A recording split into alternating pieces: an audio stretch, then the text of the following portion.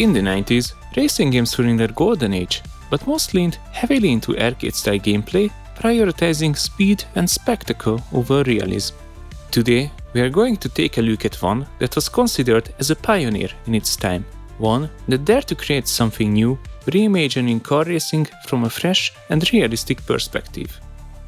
I revisited Colin McRae Rally from start to finish, capturing pivotal moments and analyzing the game mechanics that established its legendary status. The game was developed by Codemasters, a game studio known for creating immersive and realistic racing games like the Taco Racing series. You can definitely feel that it took its foundations from there. When it launched in 1998, the game set a new standard for the racing genre. The goal was to capture the intensity and skill of rally driving by making it fun and accessible for a wide range of players. It reimagined the racing genre by focusing on realism, precision, and the raw, unpredictable nature of rally driving. The changing terrain, shifting weather, and diverse stages made the development into a difficult process. Turning all that chaos into an exciting video game was a real challenge. To get it right, Codemasters collaborated with professional rally drivers, including Colin McRae himself. Unlike traditional racers, which often focused on head-to-head competition, this game leaned into a time trial system inspired by real-world rally racing. The main goal is simple: finish each stage as fast as possible by managing the risk of high-speed driving, strategy, and the ability to adapt to constantly changing conditions. In order to success, players rely on their co-driver's pace notes for guidance. The game puts a strong emphasis on driving skills, strategy, and adaptability, rewarding those who can master all of these different mechanics. This unique format became the backbone of Colin McRae Rally, setting it apart from other racing games. We will start the game at the beginning and we'll get to know the different mechanics as we play through. Our journey begins into Rally School, which is an immersive training designed to help players master challenging parts of the game. The aim of your first task is to get a feel for the car. In this mode, Colin McRae himself serves as our guide, walking us through a series of challenges. It's a great way for newcomers to learn the basics of rallying while gaining confidence in their driving skills. Well done. After the training area, our first rally takes place in New Zealand, a land of rough, dirty roads and green landscapes. Driving on these muddy tracks really highlights how the game nails its car physics. The weight of the car feels realistic, and adapting to the road surfaces is absolutely crucial. You can feel every bump, every slide, and every moment you lose traction. The environment really sets the tone for the game, with its unforgettable locations like the industrial mining facility.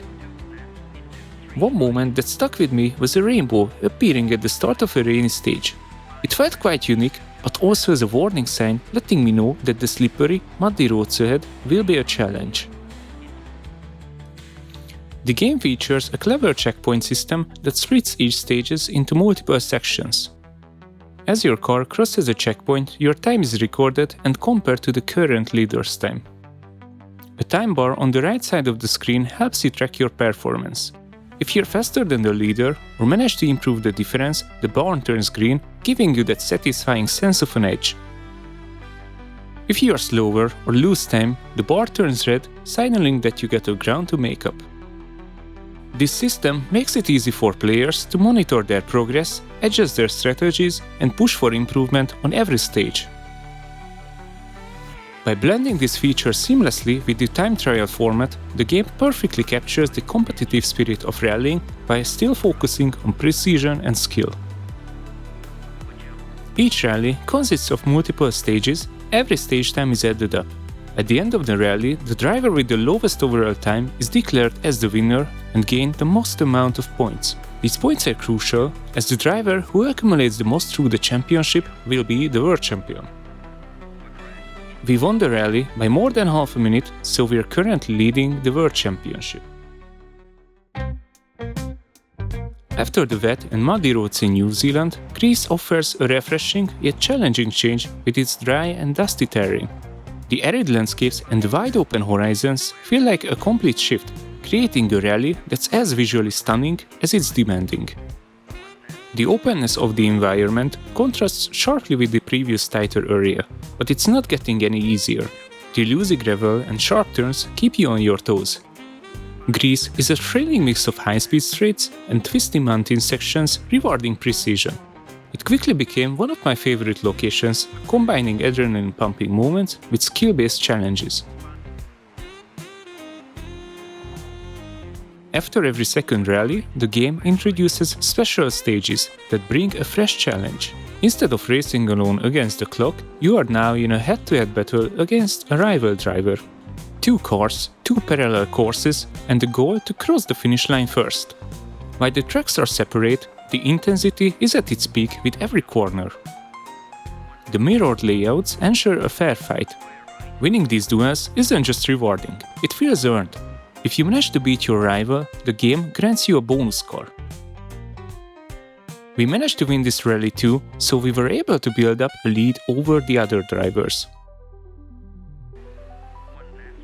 After Greece, Austria couldn't feel more different. Here, snow and ice dominates the landscape, demanding a completely different driving approach. The slippery surfaces require absolute precision, one small mistake and you're sliding off the track. The game also simulates damage physics, but this is much more forgiving compared to real world. You can break the headlights, the glass or the chassis, or damage the interior structure, causing the car to slow down. Between every 2 stages, players access the service park where you have 60 minutes to repair the car or adjust the setup. You can adjust tires, suspension, brakes, steering sensitivity or the gear ratio to your own preference. These decisions you made before the start of the race will largely affect your performance. These choices wasn't common for the games of that time. Each setup changes or repairs has a fixed value and deducted from the 60 minutes. You have to make decisions, like fixing the suspension, adjusting the tire choice, or gambling by leaving some of these damaged parts unchecked. These strategic elements adds depth, making every choice crucial. Each of these decisions will impact your performance on the next stage. I like the fact that Austria isn't just about raw speed. It's about smart decisions, adaptability, and mastering the ever-changing conditions. We managed to increase our championship lead by winning this rally. Just as we get used to the icy Austria, the game takes us to the sunny Australia. The roads are here a mix of wide open stretches and tight, 3-line sections that demand precision. The variety is what makes Australia stand out. In the open sections, you can push your car to its limits, but the narrow tracks, bordered by trees, keep you grounded. A single mistake can mean wrapping your car around the trunk. The game teaches you that every mistake has lasting consequences. A damaged car, the wrong choice of a tire, or time lost from an off-track incident could affect the entire championship. Each decision matters, with the stakes increasing as the rally progresses. I managed to win easily, finishing with a massive lead over the second place. It felt like the championship was all but secured, until Sweden turned everything upside down.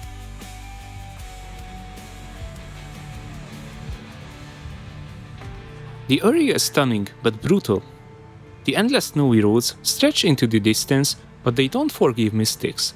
Even going slightly off track slows you down drastically. Every miscalculation feels costly. Although the biggest challenge isn't the snow, it's the AI opponents. Up until now, racing smart and avoiding mistakes was enough to win. But in Sweden, the AI stepped up, pushing me harder than ever. No matter how well I drove, they were right there, forcing me to stay perfect. However, the new location required a new style of driving, so in the early stages of the rally, it was difficult to drive without making mistakes. This led to the opponent gaining an advantage that I couldn't recover. After Sweden, I arrived Corsica hoping for a fresh start. Instead, I was met with even tighter, more unforgiving roads. The twisty mountain tracks leave almost no room for error, and every turn feels like a gamble. The scenery is breathtaking, rocky cliffs, lush greenery, and stunning outlook, but the relentless difficulty leaves little time to appreciate it. The AI remains ruthless, gaining time on every corner, no matter how carefully I drive. I knew after the first few stages that I couldn't catch up with the AI, but I tried to minimize the losses. Indonesia introduces incredible variety, with tracks that range from tight, tree-lined passes to open areas scattered with houses and fields. It's visually stunning, but equally challenging, especially when it comes to the beaches. Driving on the slippery sand makes Sweden's snowy roads seems easy by comparison. Every small input feels exaggerated, threatening to send you spinning out of control. The rally starts under dry condition, and I finally felt like I could keep the pace with the competition. But when the rain came pouring down, everything changed. The slippery surfaces became even more treacherous, but this chaos worked in my favor. I finally scored a stage victory. For its time, the environmental detail was truly impressive. Each rally location had a unique look and feel, capturing the essence of its real-world counterpart. From the snow-covered Austrian mountains to the dry, arid landscapes of Greece and the lush, tropical stages of Indonesia, the game brought each setting to life with incredible attention to detail. Chasing faster times often meant driving aggressively, but with the game's tight tracks and realistic damage system, reckless driving came at a high cost. Finding the right balance between speed and caution was a key. Winning this rally put me 9 points ahead in the championship standings, but with one rally left, the pressure was on. The final rally takes us back to the UK, and the tension is at its peak.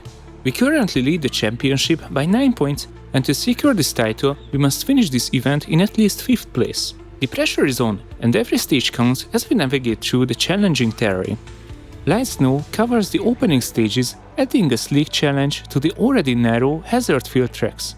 The ditches, rocks and logs lining the roads make every turn feel like a potential disaster. As the rally progresses, the snow melts away, but the challenge don't let up. Fog rolls in during the later stages, reducing the visibility to just a few car lengths. Finishing the last stage was reassuring. I managed to win the championship against the odds. It was a perfect way to finish the game and left me with a sense of achievement. The game's physics engine was groundbreaking for its time.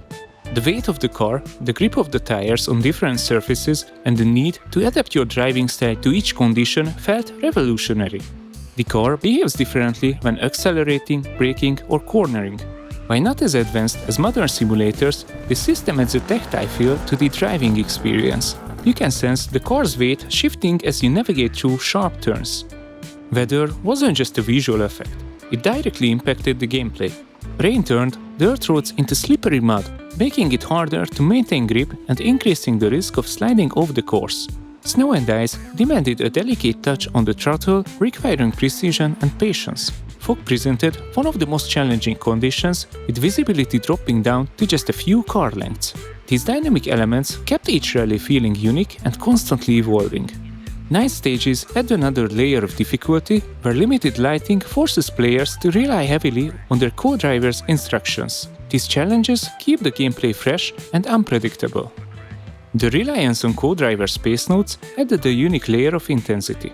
Listening, processing, and reacting to these calls while managing high-speed turns was both exhilarating and nerve-wracking. A single missed note or delayed reaction could result in a catastrophic crash. The co-driver plays a crucial role, much like in real-world rallying. It provides vital pace notes which are essential for navigating through the challenging rally stages effectively. These notes inform the player about upcoming corners, jumps, and other obstacles, allowing for precise control and speed adjustments. The game's surface behavior was another groundbreaking aspect, with noticeable differences when driving on gravel, tarmac, snow, or mud. Each surface demands a different approach, forcing players to adapt their driving style constantly. However, it's important to note that while Colin McRae Rally introduced these realistic elements, the physics were simplified compared to hardcore simulators. This balance made the game accessible to newcomers while still providing depth for those who seeking a more authentic rally experience. The simplified physics also meant that the game was somewhat forgiving. While mistakes, like missing the co-driver space notes or misjudging a corner, could be costly, the game allowed room for recovery, especially in the earlier stages. This balance between challenge and accessibility was key to the game's widespread appeal. While many of the mechanics I'm discussing may seem basic, they were groundbreaking at the time and not commonly found in other games. This innovation is part of why Colin McRae Rally was so impactful and remains important in the history of racing games, particularly in the rallying genre. Its influence can still be felt today. Despite being decades old, the game still holds its ground against modern rally games. The mix of realistic handling, challenging stages, and an authentic rally experience still captivates the players. Although newer games offer more features and more detailed graphics, the core appeal of Colin McRae Rally remains strong, making it a timeless classic in the world of rally games. The reason I created this review is to highlight where today's rally games draw their inspiration from and to revisit this timeless experience. By exploring the roots of modern rally gaming, we can appreciate the foundational elements that have evolved over time. Thank you for watching the video and joining me on this journey.